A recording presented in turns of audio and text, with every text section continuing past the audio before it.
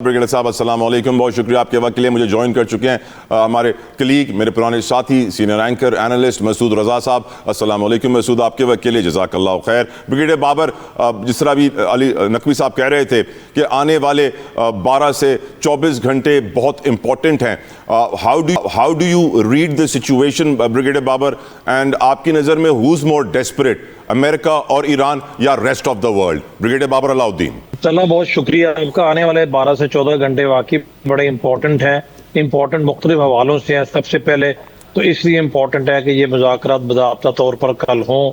दूसरे इसलिए इम्पोर्टेंट है कि कल रात को चूँकि डेडलाइन सीज फायर की ख़त्म होगी, वो इधर एक्सटेंड हो या परमानेंट हो। और तीसरे इसलिए भी इम्पोर्टेंट है, लोग अभी तक इस मखमसे में या गैर यकीनी सूरत हाल में है कि ईरान पार्टिसिपेट करेगा या नहीं करेगा।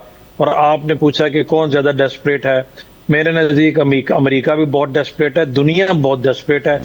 ईरान के लोग या ईरान एज अ स्टेट ज़ाहिरन तो डेस्परेशन का मुजाहरा नहीं कर रहे, लेकिन बी रियलिस्टिक, हम सब हमें सोचना चाहिए कि जंग तो कोई भी नहीं चाहता। ईरान की 40 डेज वॉर में बहुत ज़्यादा नुकसान हुआ है, तो जंग तो वो भी नहीं चाहते। ठीक है, they are putting up a very very brave face, but brave face का मतलब ये नहीं होता कि मजीद जंग हो और वो इसी तरीके से बमबारी का निशाना बनते चले जाए। तो सारे चाहते हैं कि जंग रुके, सारे चाहते हैं कि अमन हो, और इसमें सबका भला है। अभी छोटी छोटी चीज़ों की वजह से बाज़ औक़ात हिकअप्स आ जाते हैं, डिलेज आ जाते हैं, जो कि इस तरह के पेचीदा तनाज़ात में कोई बड़ी बात नहीं है। पाकिस्तान बहरहाल बहुत कंसर्टेड एफर्ट्स हम कर रहे हैं, बट तला एक बात है, इन तमाम अनसर्टेनिटीज में आपने देखा होगा एपरेंट काम है इस्लामाबाद में। तो ये अभी तक किसी की तरफ से नहीं कहा गया, बावजूद इसके कि ईरान ने अभी तक कंफर्म नहीं किया। बट उम्मीद यही है कि वो कंफर्म भी कर देंगे, वो रात के आ भी जाएंगे और कल इंशाल्लाह मुज़ाकरात भी होंगे, क्योंकि बहुत सारी चीज़ें पस पर्दा हो रही होती हैं। ईरानियन का जो बेसिकली सबसे बड़ा इतराज़ वही है कि अमरीकी सदर बीच में धमकियाँ देते हैं और साथ ही साथ वो ऐसे ना दे देते हैं जिससे उन पे यकीन तो पहले भी नहीं था, अब मजीद करना मुश्किल हो जाता है। फिर कुछ आपने हुर्मुज़ में जो उन्होंने ब्लॉकेट लगाया हुआ है, तो ये सारी चीज़ें साथ साथ तो, लेकिन अच्छी बात यह है कि हमने बैसियत मीडिएटर जो डे वन से रोल अपनाया हुआ है, उस रोल पे हम आगे भी चल रहे हैं। हम उसको बड़ा एफिशिएंट डिलीजेंटली उसको हम परसू भी कर रहे हैं, और उम्मीद की जानी चाहिए इंशाल्लाह कि कल मुज़ाकरात का दूसरा दौर होगा भी, और उसमें डेफिनेटली मुस्बत पेशरफ्त भी होगी, क्योंकि इसी में सबका भला है। बिल्कुल आप सही फरमा रहे हैं मसूद। योर ओपिनियन, मुज़ाकरात is the only option for the world now? America जिस सिचुएशन में है, पूरी दुनिया जिस सिचुएशन में है, और कोई रास्ता नहीं है और कोई जगह नहीं है सिवाय पाकिस्तान के। How do you read the whole situation Masood? बहुत शुक्रिया तलहा आपका। और जैसे ब्रिगेडियर साहब अभी फरमा रहे थे, बिल्कुल ठीक है। अब दुनिया पूरी डिस्परेट है कि मुज़ाकरात हो। हम खुद चाहते हैं कि मुज़ाकरात हो, अमन हो, कोई भी जंग नहीं चाहता। लेकिन ये जो हिकअप्स जिनको हम कह रहे हैं छोटे छोटे से हिकअप्स, मुझे लगता है छोटे छोटे से हिकअप्स ही डोनाल्ड ट्रंप साहब को क्या आखिर सूझी कि जब सी हो गया, लबनान में जंग बंद हो गई, आपने हुर्मुज़ खुल गई, तो आपने ब्लॉकेट जो है उसको मजीद सख्त कर दिया, ईरानी जहाज पकड़ दिए, फिर आपने बयानात दागना शुरू कर दिए।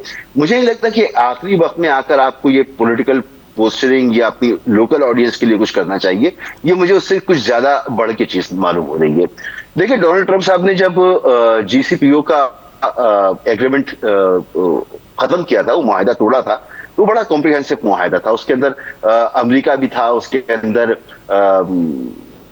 रशिया था, चाइना था, यूके, फ्रांस, जर्मनी, ये सब ममालिक शामिल थे। आईएईए का उसमें एक किरदार था, और उन्होंने ये कह के तोड़ दिया था कि ये मुआहिदा जो है अमेरिका के मफादात को सर्व नहीं कर रहा। वो चाहते थे कि ईरान का न्यूक्लियर प्रोग्राम जो है उसके साथ साथ उसका मिसाइल प्रोग्राम भी खत्म कर दिया जाए। तो अब मेज पर जब बैठना है और मिसाइल प्रोग्राम पे अगर बात करनी है, और बात करनी है कि मुझे लगता है कि ये बहुत सख्त किस्म के मुतालबात हैं अमेरिका के। अमेरिका को ये रियलाइजेशन होगी, ये डोनाल्ड ट्रंप को होगी, और वो समझते हैं कि जिस सिचुएशन में इस वक्त वो हैं, उस सिचुएशन में जब वो मुज़ाकरात की टेबल पर आएंगे तो वो सब कुछ गेन नहीं कर सकते, क्योंकि उन्होंने कहा था कि ओबामा से बेहतर एग्रीमेंट वो करके देंगे जिससे पूरी दुनिया खुश होगी। तो ओबामा से बेहतर एग्रीमेंट उनको अभी मिलने की पोजीशन में वो नहीं है। बिल्कुल सही। सारी दुनिया जानती है कि वो एक जंग हारे भी, तो वो एक हारी हुई पोजीशन में टेबल पर आकर बैठते हैं। तो ईरानी भी उनसे ये मुतालबा कर रहे हैं कि हम मुज़ाकरात की टेबल को जंग का मैदान ही समझते हैं, यहाँ पर आप उसी पोजीशन में आके बैठेंगे जो आपकी ग्राउंड पे पोजीशन है, और आप वही मुतालबात करेंगे जो आप कर सकते हैं। इससे पहले जब 15 नुकात इन्होंने दिए थे अमेरिका ने, तो ईरान ने यही कहा था कि ये आपने हद से तजावुज किया है, तो आप हद से तजावुज नहीं कर सकते। बिल्कुल बिल्कुल। तो मेरे ख्याल में बड़े सख्त किस्म के दोनों तरफ से जो है वो मसूद, मैं आज बात कर रहा था अब्दुल्ला हमीद गुल साहब से, तो अब्दुल्ला हमीद गुल साहब की ये राय थी कि जब तक व्हाइट हाउस का इंटरनेट बंद नहीं किया जाएगा और डोनाल्ड ट्रंप पे पाबंदी नहीं लगाई जाएगी कि वो ट्वीट नहीं करेंगे, तब तक जो हम नहीं तवक्को कर सकते कि वो कोई सही फैसला करेंगे, क्योंकि वो इस वक्त पैनिक में बहुत सारी बातें कर जाते हैं। इंटरनेशनल न्यूज प्लेटफॉर्म्स और दीगर जराए जो बातें बता रहे हैं, खबरें रिपोर्ट कर रहे हैं, उसके मुताबिक 3 बड़े ऐसे पॉइंट्स हैं जिनके ऊपर कुछ डेडलॉक की सिचुएशन है। पॉइंट नंबर 1 इज गारंटी कौन देगा ईरान को? ईरान गारंटी मांग रहा है कि हमें गारंटी दी जाए कि अमेरिका और इजराइल हम पे दोबारा हमला नहीं करेंगे। कौन देगा ये गारंटी? चाइना देगा, रूस देगा, कोई और मुल्क देगा, यूएन की सिक्योरिटी काउंसिल में बहुत सारे मुल्क दस्तखत करेंगे, ये भी हो सकता है। साथ साथ कंट्रोल ऑफ हॉर्मोज, हॉर्मोज किस कंट्रोल में रहेगा? ईरान ने कह दिया है कि हमारे कंट्रोल में हमेशा रहेगा, हम एक टोल टैक्स भी लेंगे इसके ऊपर हर कश्ती जो यहाँ से गुजरेगी। तीसरा जो मसला है, राइट टू यूरेनियम एनरिचमेंट। हर दुनिया के मुल्क के पास ये इंटरनेशनल लॉ के मुताबिक हक हासिल है कि वो यूरेनियम को उस लेवल तक इनरिच कर सकता है जिससे वो सिविलियंस को फायदा पहुंचा सकें, न्यूक्लियर एनर्जी क्रिएट कर सकें, जो कि बहुत जरूरी है आज के दौर के लिए alternate energy. At the same time जो 400 किलोग्राम का stock pile enrich nuclear uranium का इस वक्त ईरान में मौजूद है, उसके ऊपर भी अमेरिका की नजरें कि हमारे किसी मुल्क के हवाले करो, हमारे हवाले करो, लेकिन ईरान कहता है मैं नहीं करना चाहता। इसके ऊपर गुफ्तगू का आगाज करूंगा यहाँ से। ब्रिगेडियर बाबर, आपसे शुरू करना चाहूंगा। ये 3 पॉइंट्स हैं जिसके ऊपर बताया जा रहा है कि मेजर डेडलॉक है। मैं चाहूंगा आप एक एक पॉइंट के ऊपर अपना ओपिनियन दें कि किस तरह ये डेडलॉक हल हो सकता है और ये सिचुएशन बन क्यों रही है। ब्रिगेडियर बाबर अलाउद्दीन। देखिए तला, जहां तक इस चीज का तल्लक है, गारंटी कौन देगा?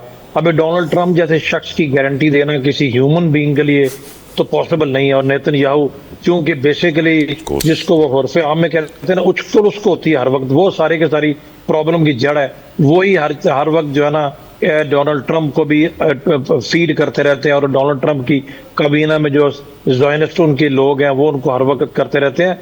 असल में प्रॉब्लम ये है, लेकिन किसी को तो गारंटी देना पड़ेगी। अभी आपने कहा गारंटी चाइना देगा, अमेरिका देगा, यूएन देगा। यूएन को तो ये मानते नहीं है। यूएन में तो आपको पता है बेसिकली वो वीटो कर देते हैं। चाइना, रशिया, पाकिस्तान एक मीडिएटर है जिसको वो एक्सेप्ट करते हैं कि पाकिस्तान एक वाहिद मीडिएटर है। तो क्या पाकिस्तान की गारंटी डोनाल्ड ट्रंप के ऊपर चल सकती है, या एक कॉम्बिनेशन ऑफ गारंटी दे दी जा सकती है कि चाइना के साथ मिलके पाकिस्तान और चाइना हो सकते हैं? हो तो सकता है, ये नहीं कि बात के कोई इसका कोई मैकेनिज्म नहीं बन सकता। कोई ऐसी चीज नहीं है कि जिसका हल मौजूद ना हो। मेरा ख्याल है एक कॉम्बिनेशन हो सकता है तीनों ममालिक का, जो कि परसुएड कर सके बाद में, क्योंकि इसकी वायलेशन तो एक्सपेक्टेड है। वायलेशन इसलिए एक्सपेक्टेड है कि इसराइल स्पॉइलर है, उसको सूट नहीं करती ये सीज फायर कि यहाँ पर अमन हो। वो ग्रेटर इसराइल का कॉन्सेप्ट लेके उन्होंने आगे चलना ही चलना है। यही खदशात ईरान को भी है।